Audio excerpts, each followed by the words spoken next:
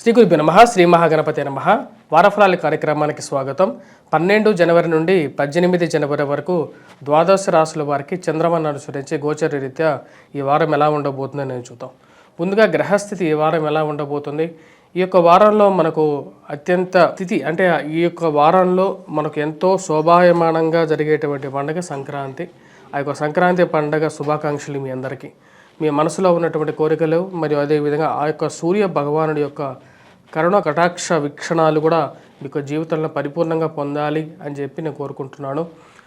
సంక్రాంతి అంటేనే సూర్యుడి యొక్క గమనాన్ని నిర్దేశించేది. అంటే ఉత్తరాయణ కాలంలోకి ఎప్పుడైతే మకరంలోకి సంక్రమణం జరిగితే అప్పుడు ఉత్తరాయణ పుణ్యకాలం అనేది మొదలవుతుంది. రవి యొక్క మార్పు అనేది ఈ యొక్క రాబోతున్నటువంటి ఈ యొక్క వారంలో ఇటువంటి ద్వాదశ రాశుల వారిలో ఎటువంటి ఫలితాన్ని మార్చబోతున్నది అనేది మనం చూద్దాం. ముందుగా వచ్చేటప్పటికి గ్రహస్థితి చూద్దాం. గ్రహస్థితి మనం గమనించినట్లయితే శని కుంభంలో కొనసాగుతున్నాడు శుక్రుడితో కలిసి, రాహువు మీనంలో, కేతువు కన్యలో కొనసాగుతున్నాడు. గురువు మనం చూసినట్లయితే వృషభంలో కొనసాగుతున్నాడు. మరియు అదేవిధంగా మిగతా గ్రహస్థితి రవి బుధుడు యొక్క కలయిక 14వ తారీఖు జరగబోతుంది. అది జరుగుతున్నది మకరంలో జరుగుతున్నది. ఇటువంటి గ్రహస్థితి రాబోతున్నటువంటి వారం రోజుల పాటు ఎలా ఉండబోతుంది అనేది చూద్దాం. మీనరాశి వారికి రాబోతున్నటువంటి వారం రోజులు ఎలా ఉంటుందని చూద్దాం. మీనరాశి వారికి వారం రోజులు సానుకూలమైనటువంటి ఫలితాలు గోచరిస్తూ ఉన్నాయి. వృత్తి వ్యాపార రీత్యా సానుకూలంగా ఉంటుంది.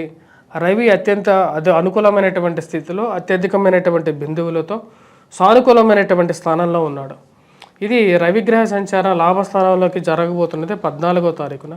వృత్తిపరంగా నూతన వ్యాపార ప్రయత్న సంబంధితమైన విషయాల్లోనూ సానుకూలమైనటువంటి ఫలితాలు పొందగలుగుతారు. ఖర్చు విషయం అనేది కొంచెం ప్రతిబంధకంగా ఉంటుంది. కొన్ని విషయాల్లో నిర్ణయం తీసుకోలేనటువంటి పరిస్థితి కష్టాన్ని గురి చేసే విధంగా ఉంటుంది. లాభస్థానాల్లో రవిగ్రహ సంచారం జరిగినప్పుడు ఉన్నత స్థాయిలో ఉన్నటువంటి స్త్రీ పురుషులతో సత్సంబంధాలు ఏర్పరచుకోగలుగుతారు. బంధువర్గంతో ఈ వారం గడపడం జరుగుతుంటుంది. వారితో సుఖ సంతోషాలు పంచుకోవాలి అని చెప్పి మీరు చేసేటువంటి ప్రయత్నాల్లో ఒక అడుగు ముందుకు పడుతుంది. ఖర్చు పెట్టే ప్రతి రూపాయి కుటుంబానికే ఖర్చు పెడుతున్నాను, నా పిల్లలకే ఖర్చు పెడుతున్నాను అని చెప్పి ఒక ఆలోచనకి రాగలుగుతారు. పిల్లల ఎదుగుదల అనేది చాలా ముఖ్యం. వారు ఎదిగి ఉన్నతమైనటువంటి స్థాయిలోకి వెళ్తే అంతకన్నా నాకు ఇంకేం కావాలి, ఈ ఖర్చు అనేది నేను ఎక్కువగా పట్టించుకోను అని చెప్పి ఒక ఆలోచన రాగలుగుతారు. కుజుడు అనుకూలమైనటువంటి స్థితిలో పంచమంలో కుజుడు నీచత్వం పొంది ఉన్నాడు. ఇది ఎప్పుడైతే కుజుడు నీచత్వం పొంది ఉంటాడో ఖర్చు అనేది కొంచెం ఎక్కువగానే ఉంటుంది. అది వ్యాపార పరంగా అయినా సరే కుటుంబ పరంగా అయినా సరే కొంచెం ఖర్చు ఎక్కువగా ఉంటుంది. కట్టవలసినటువంటి అప్పుల గురించి కొద్ది ఎక్కువగా ఆలోచన అనేది జరుగుతూ ఉంటుంది. ఎలాగైనా కట్టగలుగుతాను, ఉద్యోగపరంగా కానీ సంపాదించినటువంటి డబ్బు పిల్లల యొక్క ఎదుగుదల స్థిరత్వానికి కావాలి అని చెప్పి ఆలోచన ఎక్కువగా అవుతుంటుంది. మరియు విద్యా సంబంధితమైన విషయాల్లో విద్యార్థులకి సానుకూలమైనటువంటి ఫలితాలు, పోటీ పరీక్షల కోసం ప్రిపేర్ అవుతున్నటువంటి వారికి సానుకూలంగా ఉంటుంది.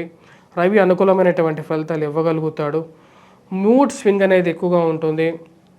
మానసికమైనటువంటి కాన్సన్ట్రేట్ చేసి చదవలేనటువంటి పరిస్థితి అప్పుడప్పుడు ఎదురవుతూ ఉంటుంది. ఈ రాశి వారికి ఈ యొక్క వారం కూడా సానుకూలమైనటువంటి ఫలితాలు ఇవ్వగలుగుతాడు. రవి అనుకూలంగానే ఉన్నాడు. కాకపోతే రాహువు జన్మరాశిలో ఉన్నప్పుడు కొద్దిగా ఎక్కువగా ఆలోచనలు అనేవి ఎక్కువగా మనసుని ఎక్కువగా పరిభ్రమించే విధంగా ఉంటాయి, ఎక్కువగా ఇన్ఫ్లుయెన్స్ చేసే విధంగా ఉంటాయి. కాబట్టి ఆ విషయాన్ని గమనించగలుగుతారు.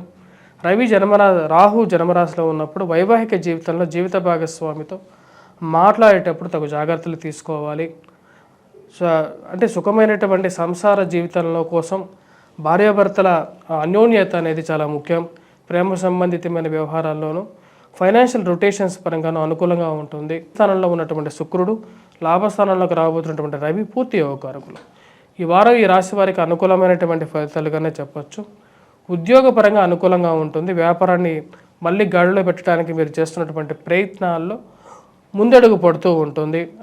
సెల్ఫ్ కాన్ఫిడెన్స్ అనేది బాగా పెంపొందించుకొని మానసికమైనటువంటి ఆనందంతో కష్టంతో పనిచేయగలుగుతారు. ఈ రాశిలో ఉన్నటువంటి వారికి రియల్ ఎస్టేట్ సంబంధితమైన విషయాల్లో, కోర్టు సంబంధితమైనటువంటి విషయాల్లో కొంచెం మిశ్రమమైనటువంటి ఫలితాలు ఉన్నప్పటికీ మిగతా విషయాల్లో మీరు అనుకున్నటువంటి విషయం మీద బాగా కాన్సన్ట్రేట్ చేసి ముందుకు వెళ్ళగలుగుతారు ఈ రాశివారు.